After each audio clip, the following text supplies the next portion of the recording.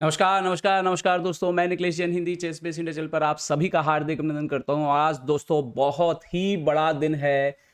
अभी से थोड़ी देर पहले ही कुछ घंटों पहले ही भारत की डी गुकेश ने एक इतिहास बनाया है। उन्होंने फीडे कैंडिडेट के 13वें राउंड में अली रेजा फिरोजा को मात देते हुए टूर्नामेंट में सोल लीड जो है वो हासिल कर ली है। और फिलहाल जो करंट पोजीशन है आप देखिए कि गुकेश 8.5 अंक बना करके सबसे ऊपर चल रहे हैं। आखिरी राउंड में गुकेश को नाकामुरा से खेलना है। अगर गुकेश ड्रॉ भी करते हैं तो भी उनके बहुत हाई चांसेस रहेंगे इस टूर्नामेंट को जीतने के। हालांकि उस स्थिति में उन्हें टाई ब्रेक का सामना करना पड़ सकता है, लेकिन अगर जीतते हैं तब तो फिर वो डायरेक्ट ही जो है फीडे कैंडिडेट बन जाएंगे अगली वर्ल्ड चैंपियनशिप के लिए। और इस जीत का असर क्या पड़ा है? असर ये पड़ा है कि आप देखिए गुकेश ऑलरेडी डिंग लीरेन से ऊपर पहुंच गए हैं वर्ल्ड रैंकिंग में। और विश्व चैंपियन को पीछे छोड़ते हुए छठे स्थान पर पहुंच गए हैं। अर्जुन को पीछे छोड़ते हुए एक बार फिर भारत के नंबर 1 खिलाड़ी बन गए हैं। और साथ ही साथ फिलहाल अपने कैरियर की बेस्ट पीक रेटिंग पर भी पहुंच गए हैं।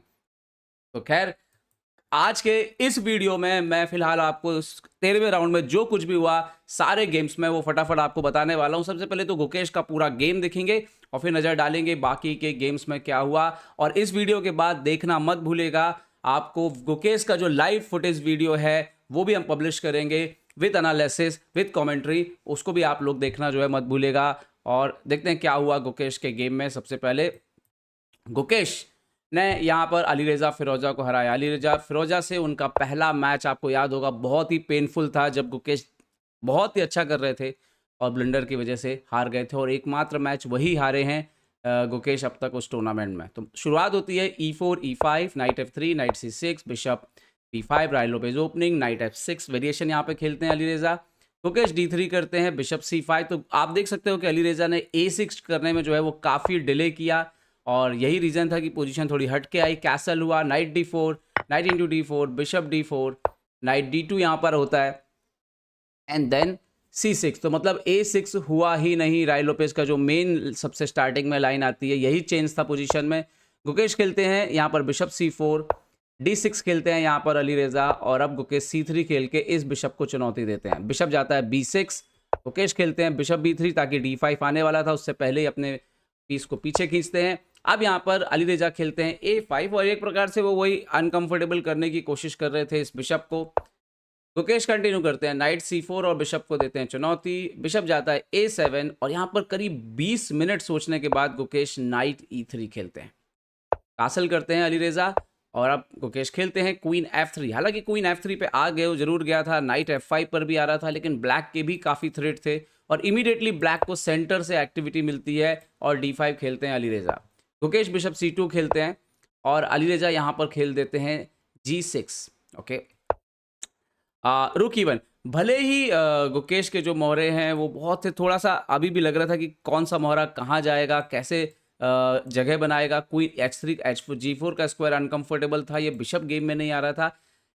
और but in the same time भले ही यहाँ पर अली रेजा के गेम में काफ़ी एक्टिविटी दिख रही थी, लेकिन ये भी साफ था कि ये बिशप जो है मिसप्लेस है, ये होना यहाँ चाहिए, वो है वहाँ पे। और कहीं ना कहीं डार्क स्क्वायर पर वीकनेस थी। ओके, बिशप E6 एक्सचेंज होता है, गुकेश सेंटर पर एक्सचेंज करते हैं, H3 खेलते हैं G4 के स्क्वायर को कंट्रोल करते हुए। रुक यहाँ पर E8 पर आते हैं और अब यहाँ के बाद गुकेश एक बार फिर से एक्टिव होते हैं, बिशप A4 मूव ढूंढ के निकालते हैं। अली रेजा पहले पॉन का सॉल्यूशन करते हैं, टेक टेक क्वीन E2 और फिर अपने रुक को E7 पर रखते हैं। ओके, गुकेश जाते हैं यहाँ पर नाइट F1 नाइट को बेहतर करने के लिए यहाँ पर और अपने बिशप को डेवलप करने के लिए। अली रेजा यहाँ पर खेलते हैं क्वीन C7, गुकेश खेलते हैं बिशप B3। ये इंपॉर्टेंट था एक्चुअली में कि ये लाइट कलर के बिशप को एक्सचेंज किया जाए बोर्ड से, ताकि जो प्रेशर है गुकेश के ऊपर बन रहा है वो रिलीज हो। और यहाँ पर गुकेश एक्सचेंज करते हैं A4 के बाद, बिशप E3 डेवलप करते हैं। और ये मेरे ख्याल से one of the deciding moment था जब अली रेजा ने A3 खेला। कोई भी सामान्य खिलाड़ी जो है वो यहाँ पर परेशान हो सकता है, लेकिन गुकेश ने C4 खेला। अब इसके पीछे राज क्या था? राज ये था कि अगर आप यहाँ पर ये मारते हैं A इंटू B2 तो क्वीन इंटू B2 यहाँ पर आएगा, और अगर आप यहाँ पे क्वीन C4 मारने के लिए आते हैं तो क्वीन इंटू B7 से एक्टिविटी मिल रही है। हालांकि ये भी खेला जा सकता था गेम पे, बट आपको यही ध्यान रखना है कि मान लीजिए कि वाइट ने सब संभाल लिया तो एंड गेम में वाइट के पास एक पास्ट पॉन है। ओके, तो अली रेजा ने नाइट H5 खेला, गुकेश ने एक बार G3 किया, बिशप C5 आते हैं। तो वो अभी तक ये मारने के पक्ष में नहीं थे पॉन से पॉन, तो गुकेश ने अपना जो है यहाँ पर पॉन सपोर्ट कर लिया। अब अली रेजा खेलते हैं F5। मुझे लगता है इसके बाद अली रेजा थोड़ा एम्बिशियस होना चालू हो गया, जैसा कि वो हैं खेल में, और गुकेश जानते थे कि कभी ना कभी अली रेजा जो है वो प्रेस करने की कोशिश करेंगे और वहीं पर एक मौका बनेगा। बिशप C5 एक्सचेंज करते हैं गुकेश। गुकेश मेरे ख्याल से इस बात को भी ध्यान में रख रहे थे कि गुकेश को अगर ड्रॉ भी मिला तो चलेगा, कोई प्रॉब्लम नहीं है। गुकेश ने अपना दूसरा रुक भी सेंट्रलाइज कर लिया। रुक F8 आते हैं और यहाँ पर ऐसा लगता है कि शायद वो किंग साइड से कुछ तो दबाव बनाने वाले हैं। गुकेश खेलते हैं रुक D5, क्वीन जाता है E7, और भाई इस तरह की चाल F4, ये गुकेश ही खेल सकता है अपने राजा को इस तरह से एक्सपोज करते हुए। फिलहाल मारा नहीं जा सकता एंड पासों, बिकॉज आप देख सकते हो क्वीन इंटू E6। तो उन्होंने खेला नाइट F6, गुकेश वापस आ गए रुक D2, और अली रेजा जैसा कि उनकी उम्मीद थी कि वो प्रेस करना शुरू करेंगे, उन्होंने खेल दिया G5। गुकेश खेलते हैं नाइट E3, यहाँ पर पॉन एक्सचेंज होता है। क्वीन F7 आते हैं, तो गुकेश खेलते हैं king H2, night H5, F4 के पॉन पर अटैक करते हैं। गुकेश चुपचाप क्वीन F2 से बचाते हैं। अली रेजा रुक G6 खेलते हैं, और अब यहाँ से बाद गुकेश एक बार फिर से अपने रुक को एक्टिवेट करते हैं D5 पर।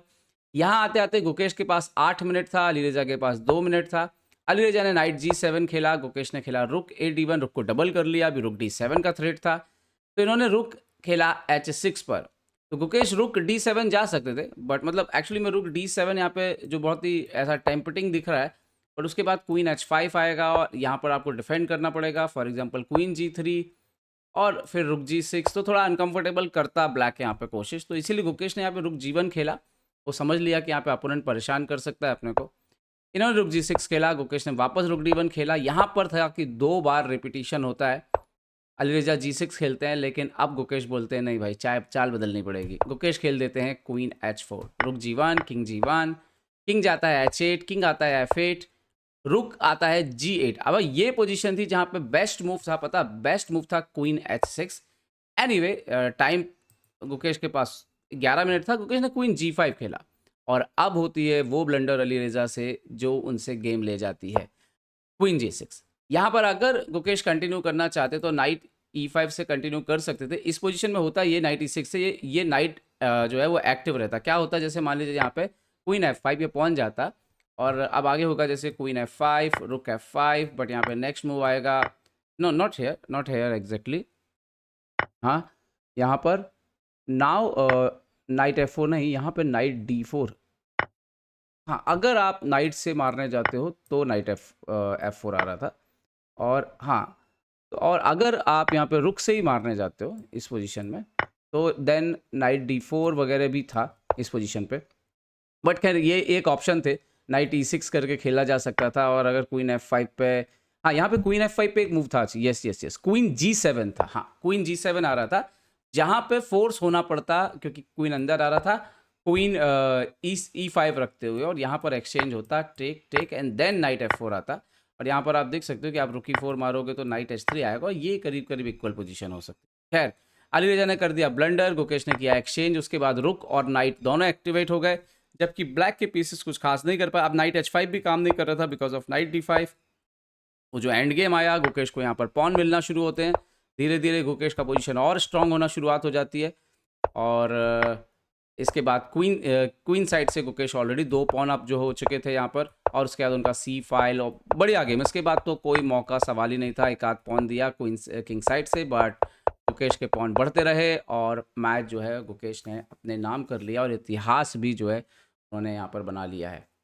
एक दिन का और इंतजार है, नाकामुरा से सामना होगा, पर जिस हिसाब से गुकेश खेल रहे हैं, कॉन्फिडेंट, बेझिझक, एनर्जी लेवल हर चीज़ इतना हाई है, विश्वनाथन आनंद जी का सपोर्ट भी मिल रहा है उनको पीछे से बैकहैंड, तो आई डोंट थिंक कि यहाँ पर गुकेश से बेहतर किसी और के चांस है। अच्छा, अब बात करते हैं प्रज्ञानंदा की। करुआना ने लगातार तीसरी जीत दर्ज की, उन्होंने प्रज्ञानंदा को हराया।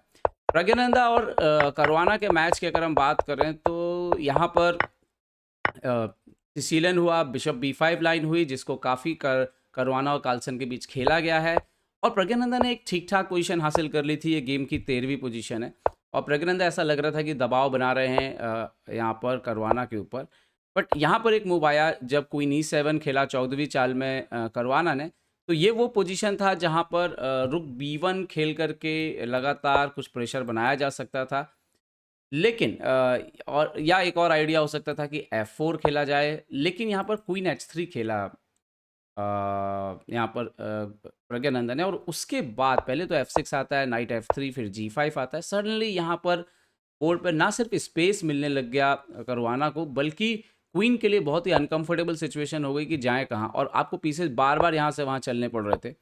फिर G4 आता है, क्वीन E3 जाता है, लॉन्ग कैसल होता है करवाना का। लेकिन इसके बाद करवाना ने जो पोजीशन पकड़ी, लगातार यहाँ पर प्रज्ञानंदा के ऊपर वो दबाव बनाते गए, राजा को बहुत कमज़ोर कर दिया। इसके बाद एक्सचेंज अप हो गए, और फिर इसके बाद तो मतलब इसके बाद भी पोजीशन ऐसा नहीं था कि माइनस है बहुत ज़्यादा, लेकिन पोजीशन जो है क्योंकि ओपन नहीं था बोर्ड, तो ऐसा नहीं था कि एकदम से एक्सचेंज अप होने के बाद भी यहाँ पर करवाना जो है वो जीत रहे हैं। लेकिन और ये गेम चलता रहा धीरे धीरे धीरे। प्रज्ञानंदा ज़्यादा कुछ नहीं कर रहे थे, वो होल्ड करके बैठे थे कि भाई तुम्हें जीतना है तो तुम्हें ही कुछ करना होगा।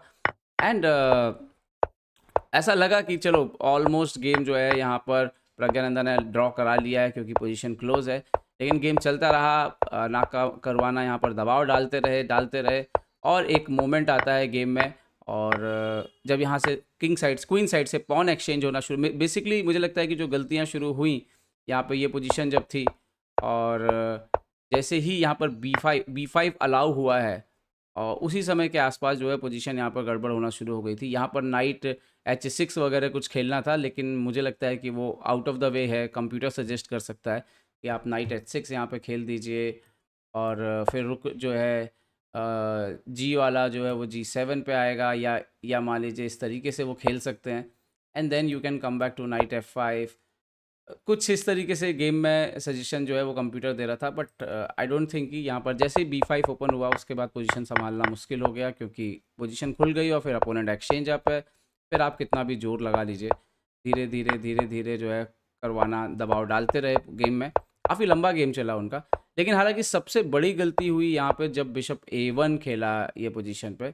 यहाँ पे रुक A1 खेलना चाहिए था, बट बिशप A1 जैसे ही खेला यहाँ पर, उसके बाद गेम सडनली जो है कोलैप्स कर गया, क्योंकि यहाँ पर पहले तो रुक आया D7 पे, और उसके बाद यहाँ पर पोजीशन लगातार खुलती चली गई।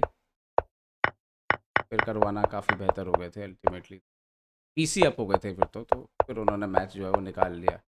तो काफ़ी फाइट किया प्रज्ञानंदा ने एक्चुअली में, और आखिरी में तो और बड़ा ब्लंडर हुआ, रुक के 6 एक्सचेंज, खैर वैसे ही ख़त्म है, वहाँ पे कुछ था ही नहीं। क्वीन बना लेकिन एक्सचेंज हो गया, और फिर एक एक्स्ट्रा पॉन था और सेम कलर कॉर्नर था, तो ये तो लॉस हो गया गेम पे।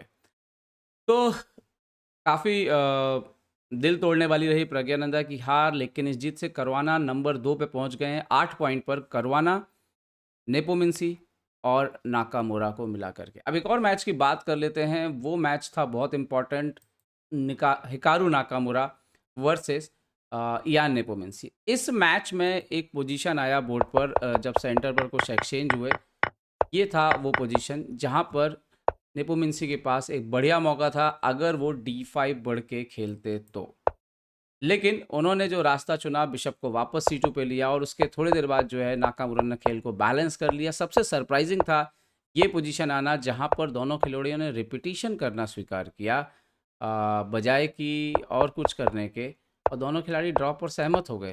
तो ये से साफ दिख रहा था कि दोनों रिस्क नहीं लेना चाहते हैं, और कहीं ना कहीं उनका जो माइंड है वो उतना फोकस नज़र नहीं आ रहा था जितना गुकेश का। तो ये भी एक चीज़ है, आप मेंटली अगर हम देखें तो यहाँ पर गुकेश ज़्यादा मजबूत नज़र आते हैं।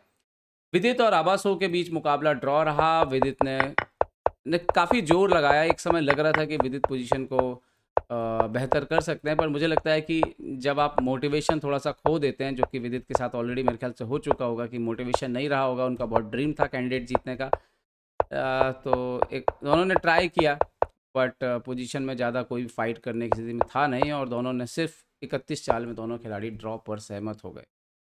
तो इस तरह से मेंस के चारों जो है वो मैच कमाल के हुए, और कमाल का मैच हुआ वैशाली का मैच, बहुत ही कमाल का हुआ।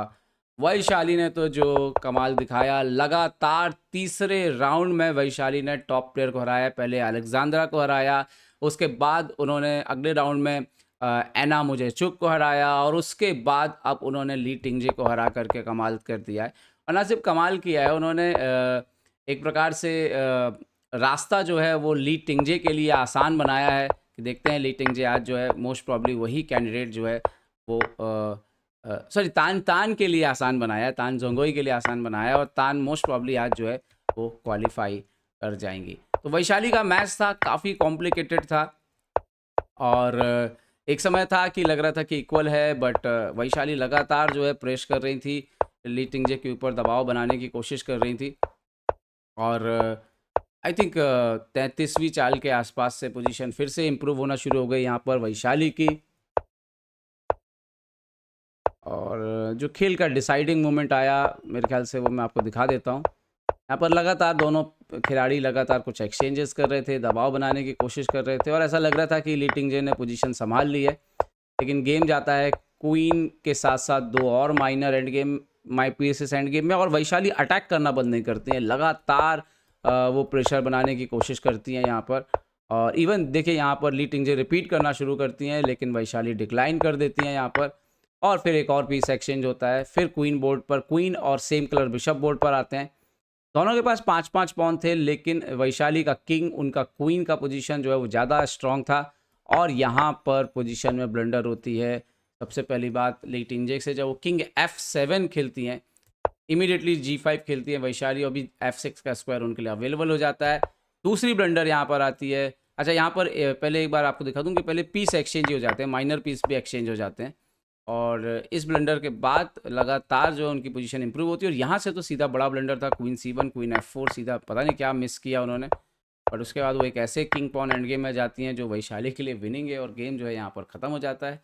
वैशाली की लगातार जो है वो तीसरी जीत है फीडे कैंडिडेट्स में। और चलिए इस बार ना सही, लेकिन आने वाले कैंडिडेट्स के लिए वैशाली ने अपना कॉन्फिडेंस जो है वो ऑलरेडी गेन कर लिया। तो ये थी ओवरऑल सिचुएशन दोस्तों। और वुमेन सेक्शन में तो हमारा कोई खिलाड़ी नहीं जीतेगा फीडे कैंडिडेट, लेकिन मेंस में यहाँ पर हम देख सकते हैं गुकेश के ऊपर बहुत ज़्यादा चांसेस हैं, नज़रें टिकी हुई हैं। क्या होगा हम सब देखेंगे। आप सबका भी आज रात को मैं फिर से कोशिश करूँगा लाइव टेलीकास्ट करने की। कल रात को मुझे छोड़ना पड़ा क्योंकि मेरा तबीयत ठीक नहीं था, बट आज पूरी कोशिश करूँगा कि दिन भर थोड़ा रेस्ट कर लूँ और हम ज़रूर जो है गुकेश को सपोर्ट करते हुए नज़र आएँ आज रात को लाइव टेलीकास्ट में भी। तो ये था आज का विश्लेषण, भूलिएगा मत।